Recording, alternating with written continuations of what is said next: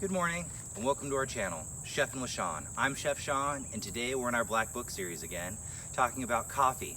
Specifically, coffee two different ways. First, we're going to talk about one of my favorite espresso beverages, a cinnamon infused or cinnamon steeped coffee. This is bright and spicy. This is my every morning coffee and I am so excited because I know once you see it, you won't be able to not drink it. It is so amazing. Number two, we're talking about a classic throwback dish to Indian street food. This is whipped coffee. Whipped coffee can be found in places like Macau or Pakistan or India, traditionally all over the streets, alongside their morning street food vendors.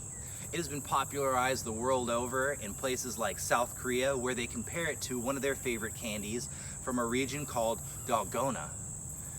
We are not making the Korean version today. Instead, we're going to make a more elevated version of that classic Indian street food.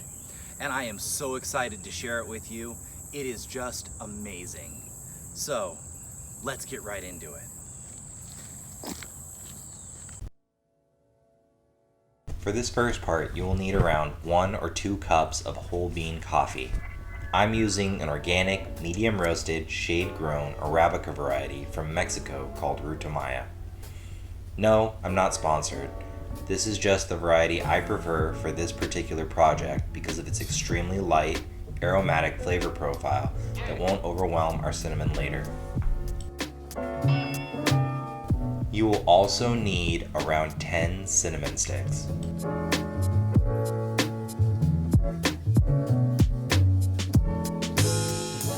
We are going to brew 2 double, low water, finely ground espresso shots, just enough to cover our cinnamon sticks. It's okay if you need to adjust them in order to get them fully submerged, then let it sit for 5 or 10 minutes. We are doing this so that the demi-tasse, or the natural oils released from the coffee beans during the espresso brewing process, are absorbed by the cinnamon sticks, and the cinnamon sticks will release their own oils into the remaining espresso, creating 2 distinctive end products. If the espresso is sat long enough on the cinnamon sticks, it will start to unravel, change color, and there will be a clear sheen from the natural oils on top of the espresso.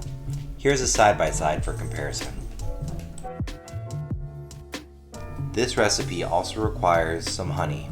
I'm using sage honey from my honey tasting palette. Feel free to use whatever you're able to get your hands on. You will also need 5 ounces of almond milk.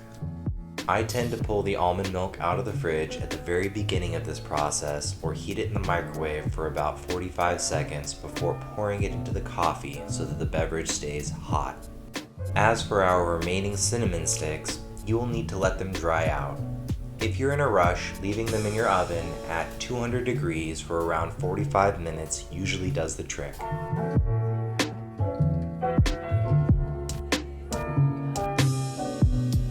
For the first layer of our next recipe, you will need 1.5 cups of heavy whipping cream, 2 tablespoons of Nescafe instant coffee, 2 tablespoons of Brew Indian coffee, 1 tablespoon of granulated white sugar, 1 tablespoon Indian brown sugar, also known as jaggery, and your now dry cinnamon sticks. We are going to grind our cinnamon and sift it out. It's okay if it's still a little moist, just reserve the larger pieces which aren't able to grind and save them for a later batch.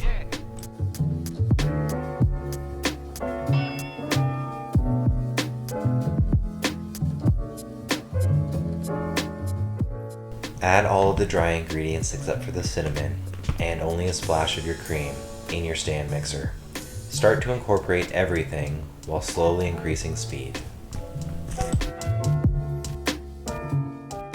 Once you hit a medium-high setting without turning it off, slowly pour in the remaining cream.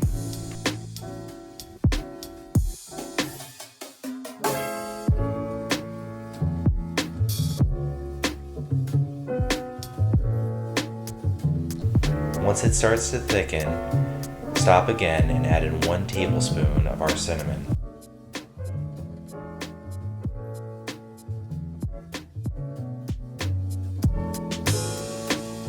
Once you achieve stiff peaks, we are done. For the last layer of our recipe, the meringue, you will need half a teaspoon cream of tartar, a quarter teaspoon kosher salt, half a cup sifted confectioner's sugar, 1 cup microplaned white chocolate. I find this is easiest if you freeze it first. Just remember to let it come back to room temperature before you use it in our recipe.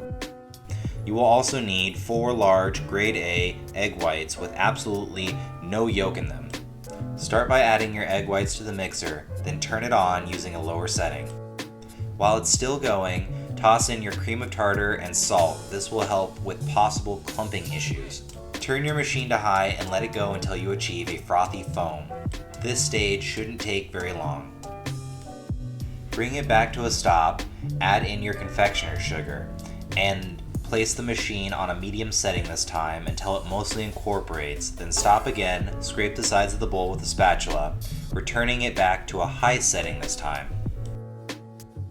Once the egg and sugar mixture starts to turn opaque and you're able to see the faint impressions of the whisk dragging through it, we are going to stop again and add the white chocolate.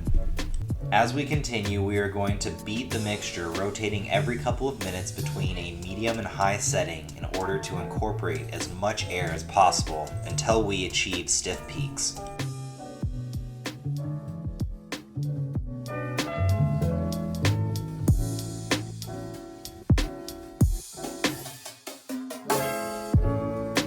Our end drink is a layered one.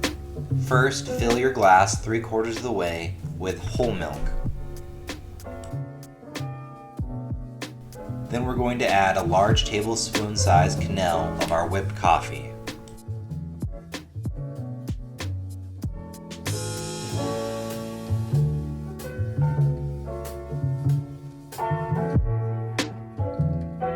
Next, our meringue. I intentionally waited until the next day to make this drink so that you could see that some of our meringue separated, which is completely normal because it's French style or uncooked versus a more stable, less incorporatable, cooked or Swiss style meringue, traditionally used more in pastry work.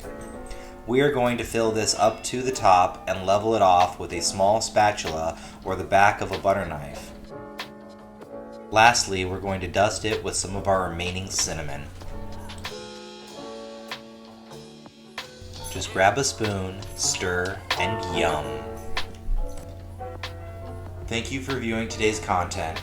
Please like, subscribe, and follow us on Instagram if you enjoy what we do and want to see more. As always, we hope you have a great week.